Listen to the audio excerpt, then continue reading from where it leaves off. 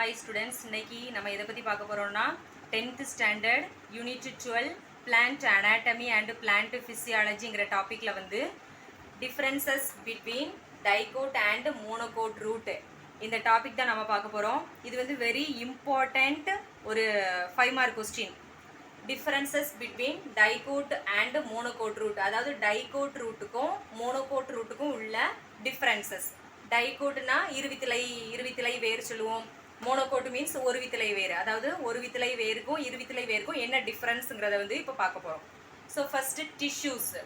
So tissues, number of xylem. So first வந்து அந்த ஸ்ட்ரக்சரை ஃபர்ஸ்ட் பார்த்துருவோம். இதான் டைகோட் ரூட்டோட ஸ்ட்ரக்சர். டைகோட் ரூட்டை வந்து நம்ம வந்து அதை வந்து கட் பண்ணி எடுத்து மைக்ரோஸ்கோப்பில் வச்சு பார்த்தோம்னா இந்த மாதிரி ஒரு ஸ்ட்ரக்சர் தான் தெரியும். ஸோ இதில் வந்து ஃபஸ்ட்டு அவுட்டர் லேயர். இந்த அவுட்டர் லேயரை வந்து நம்ம என்ன சொல்லுவோம்? எப்பிடர்மிஸ். ஸோ எப்பிடம் லேயர்னு சொல்லுவோம். எப்பி மீன்ஸ் அவுட்டர் லேயர். ஸோ அதோட இன்னொரு பேர் வந்து பைலிஃபரஸ் லேயர். ஸோ எப்பிடர்மிஸோட இன்னொரு நேம் தான் பைலிஃபரஸ் லேயர். ஸோ பைலிஃபரஸ் லேயரில் வந்து எக்ஸ்ட்ரா நிறைய நீட்சிகள் மாதிரி எக்ஸ்ட்ரா ஹேர் ஸ்ட்ரக்சரில் இருக்கும். இது வந்து ரூட் ஹேர், அதாவது வேர் தூவிகள் சொல்லுவோம். இதுதான் இந்த வேர் தூவிகள் தான் வந்து நீரை, அதாவது வாட்டரை வந்து அப்சர்வ் பண்ணி எல்லா பார்ட்ஸ்க்குமே கடத்தக்கூடியது. ஸோ நெக்ஸ்ட்டு உள்ள பார்ட்ஸ் எல்லாமே கார்டெக்ஸ் லேயர். ஸோ கார்டெக்ஸ் லேயருக்கு உள்ளே போனோம்னா இதில் வந்து எண்டோடர்மிஸ், அவுட்டர் லேயரை வந்து எப்பிடர்மிஸ் இல்லைனா பைலிஃபரஸ் லேயர்னு சொல்லுவோம். இன்னர் லேயர், அதாவது இன்னர் லேயரை வந்து இன்னர் டம், ஸோ அதை வந்து எண்டோடர்மிஸ்ன்னு சொல்லுவோம். இந்த எண்டோடர்மிஸ் லேயரில் வந்து பேசேஜ் செல்ஸ் இருக்கும். இந்த பேசேஜ் செல்ஸ் எப்படி ப்ரெசென்ட் ஆகியிருக்கும்னா உள்ள எத்தனை சைலம் ப்ரெசென்ட் ஆகியிருக்கு.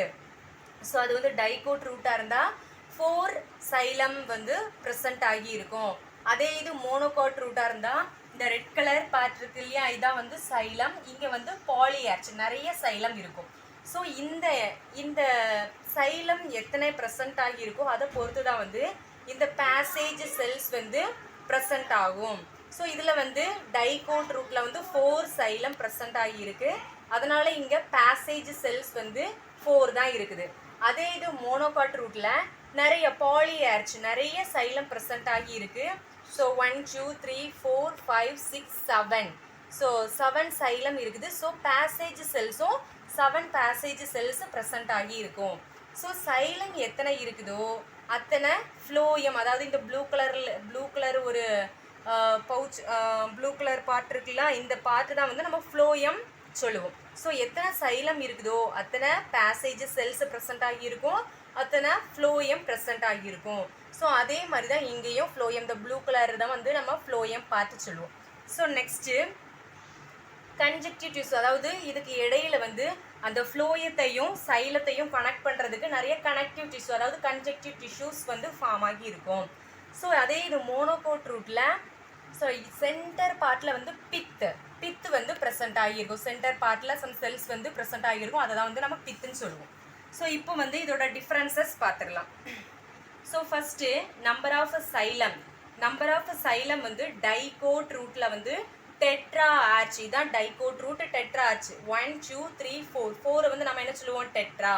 ஸோ டெட்ரா ஆர்ச்னு சொல்கிறோம். டைகோட் ரூட்டில் எத்தனை xylem, number of xylem, how many it's present? Tetra, 4 xylem it's present. So tetra ஆர்ச்னு சொல்கிறோம். அதே இது மோனோகோட் ரூட்டில் நிறைய சைலம் ப்ரெசென்ட் ஆகி இருக்குது, அதனால் வந்து அதை பாலி ஆர்ச்னு சொல்கிறோம். ஸோ செகண்ட் ஒன் கேம்பியம்னா என்ன? ஃப்ளோயம் அண்ட் சைலம்க்கு இடையில, ஸோ ஃப்ளோயத்துக்கும் சைலத்துக்கும் இடையில ஒரு லேயர், அதாவது கேட்வே மாதிரி ஒரு லேயர் வந்து டிஷ்யூ வந்து ஃபார்ம் ஆகியிருக்கும், அதை தான் வந்து கேம்பியம் சொல்கிறோம். இந்த கேம்பியம் வந்து டைகோட் ரூட்டில் ப்ரெசென்ட் ஆகி இருக்கும். எப்போ? டியூரிங் செகண்டரி க்ரோத் மீன்ஸ் அது வந்து ஒரு செடி வந்து ஒரு பிளான்ட் இருக்குதுன்னா வந்து அது செகண்டரி க்ரோத், அதாவது ஒரு செடி கொடியாவோ மரமாவோ வளர்றதா வந்து நம்ம செகண்டரி க்ரோத்னு சொல்லுவோம். ஸோ அந்த டைமில் மட்டும் இந்த கேம்பியம் ப்ரெசென்ட் ஆகி இருக்கும் டைகோட் ரூட்டில்.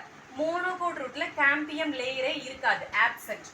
ஸோ நெக்ஸ்ட்டு செகண்டரி க்ரோத்னா ஸோ ஒரு பிளான்ட் வந்து ஒரு கொடியாவோ ஒரு பெரிய மரமாவோ வளர்றது, அது வந்து டைகோட் ரூட்டில் வந்து ப்ரெசென்ட் ஆகி இருக்கும். ஸோ எக்ஸாம்பிள் வந்து ஏதாவது மரம் மேங்கோ ட்ரீ.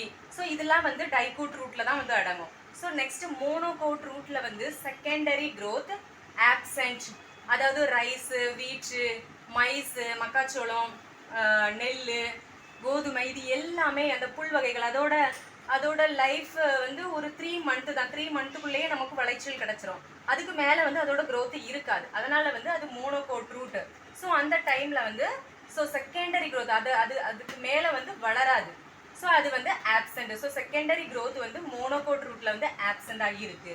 நெக்ஸ்ட் பித். ஸோ பித் வந்து இந்த சென்டர் லேயரை தான் பித்துன்னு பார்த்தோம். ஸோ அது வந்து டைகோட் ரூட்டில் ஆப்சென்ட். ஸோ சென்டரில் வந்து பித்து டைகோட் ரூட்டில் இருக்காது. மோனோகோட் ரூட்டில் பித்து ப்ரெசன்ட் ஆகி இருக்கு. ஸோ பித்து ஆப்சென்ட், டைகோட் ரூட்டில் ஆப்சென்ட், மோனோகோட் ரூட்டில் வந்து அது வந்து ப்ரெசன்ட் ஆகி இருக்கு. So next connective tissue. So conjunctive tissue வந்து டைகோட் ரூட்டில், அதாவது டைகோட் ரூட்டில் வந்து கன்ஜெக்டிவ் அதாவது கனெக்டிவ் டிஷ்யூ வந்து எந்த செல்ஸால எந்த டிஷ்யூஸால ஃபார்ம் ஆகி இருக்குதுன்னா பேரன்கைமா செல்ஸ்.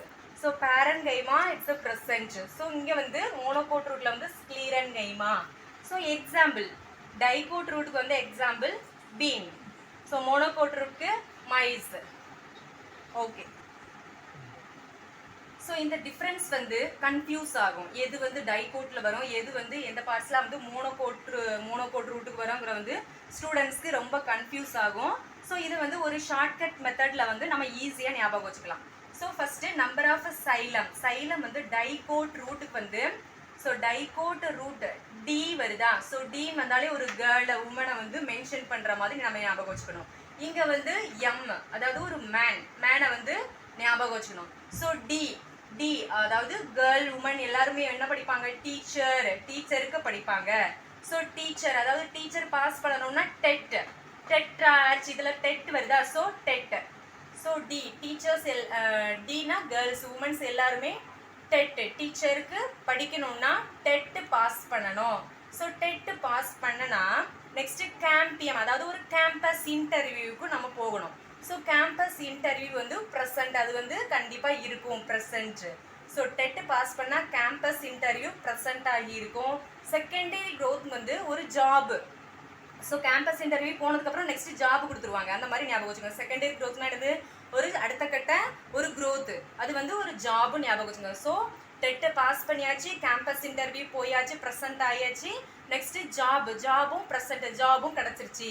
ஸோ பித்துன்னா ஒரு பைத்தியம் பிடிச்சி அலையிற மாதிரி அப்படிங்கிற மாதிரி ஞாபகம் வச்சுக்கோங்க. ஸோ நமக்கு ஜாப் கிடச்சிட்டுனா நம்ம நல்லா என்ஜாய் மூடில் இருப்போம். ஸோ வந்து பித்து ஒரு பைத்தியம் பிடிக்காது. ஸோ பித்து absent. Next connective tissue. So connective நம்மளை கனெக்டிவ். ஸோ நம்மளை சுற்றி உள்ள சரௌண்டிங் எல்லாருமே பார்ப்பாங்க. பேரன்கைமா அந்த மாதிரி ஒரு ஷார்ட்கட்டில் ஞாபகம் வச்சுக்கோங்க. நெக்ஸ்ட்டு மோனோகோட் ரூட் எந்த மாதிரி, அதாவது ஒரு மேன் எந்த மாதிரி ஞாபகம் வைக்கணும்னா, ஸோ மேன் எல்லாருமே முன்னாடி பாலிடெக்னிக்கு படிப்பாங்க. ஸோ பாலிடெக்னிக் படிச்சுன்னா ஒரு கேம்பஸ் இன்டர்வியூ இருக்காது. கேம்பஸ் இன்டர்வியூ இல்லைன்னா க்ரோத் அதாவது செகண்டரி க்ரோத் ஒரு ஜாபு கிடைக்காது. ஸோ ஸோ ஜாப் இல்லைன்னா என்ன ஆகும், ஸோ ரொம்ப கன்ஃபியூஸாக ஒரு பித்து பிடிச்ச நிலமையில வந்து இருப்பாங்க. ஸோ பித்து ப்ரெசன்ட் ஆகி இருக்கும். So next conjunctive tissues. So sclerenchyma எதுவுமே கிளியர் பண்ண முடியாது. ஸோ இந்த மாதிரி ஒரு ஷார்ட்கட்டில் ஞாபகம் வச்சுக்கோங்க. ஸோ டீன்னா ஒரு கேர்ளு உமனை குறிக்குது. ஸோ டீச்சர் டெட்டை பாஸ் பண்ணுறோம், கேம்பஸ் இன்டர்வியூ ப்ரெசன்ட் ஆகியிருக்கு, ஜாப் செகண்டரி க்ரோத் வந்து ஜாப் ப்ரெசன்ட் ஆகியிருக்கு, பித்து ஆப்சென்ட்டு. ஸோ ஒரு ஜாபுக்கு போயிட்டுனா எல்லாரும் பார்ப்பாங்க. ஸோ நெக்ஸ்ட்டு மேன் பாலிடெக்னிக் படிக்கிறாங்க, கேம்பஸ் இன்டர்வியூ ஆப்சென்ட் கிடையாது, ஜாப் செகண்டரி க்ரோத்து கிடையாது, ஆப்சென்ட். ஸோ கண்டிப்பாக பித்து பிடிச்ச மாதிரி தான் அலைவாங்க, present. So conjunctive tissue. So sclerenchyma எதுவுமே கிளியர் பண்ண முடியாது. ஸோ இந்த மாதிரி ஷார்ட்கட்டில் ஞாபகம் வச்சுக்கோங்க, மறக்காமல் இருக்கும். தேங்க்யூ ஃபார் வாட்சிங். ஸோ இந்த வீடியோஸ் உங்களுக்கு பிடிச்சிருந்தனா சப்ஸ்கிரைப் பண்ணுங்கள், உங்கள் ஃப்ரெண்ட்ஸ்க்கு ஷேர் பண்ணுங்கள். தேங்க்யூ.